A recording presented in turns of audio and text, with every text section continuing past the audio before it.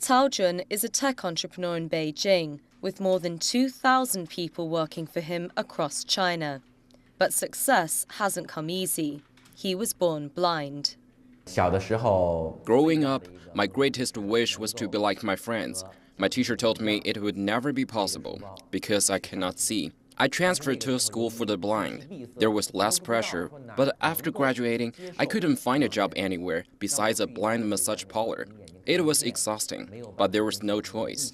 Tao saved up to start a business of his own, making apps to help blind people text and walk, with the help of many blind employees. At first, though, no one invested.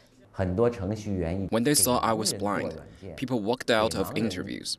They didn't think working for a company managed by a blind person had a future. But by cooperating with Baidu, China's biggest search engine, business is now expanding. 发短信给杨林。今天晚上我不回家吃饭了。您给杨林的短信为：今天晚上我不回家吃饭了。您要发送还是取消？发送。短信已发送。就完事。China's new leaders are now undertaking sweeping reforms to rebalance the country's economy and include more people in it. But when it comes to getting a job, millions of China's disabled citizens are still being left behind. Official data shows by the end of last year, just over 22 of the more than 82 million disabled Chinese had a job, and among those who did, most were in the countryside.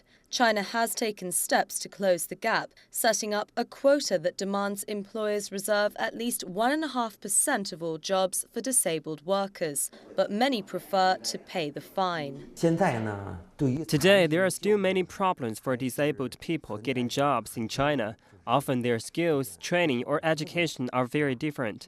Companies are also less willing to hire them because they worry about many things.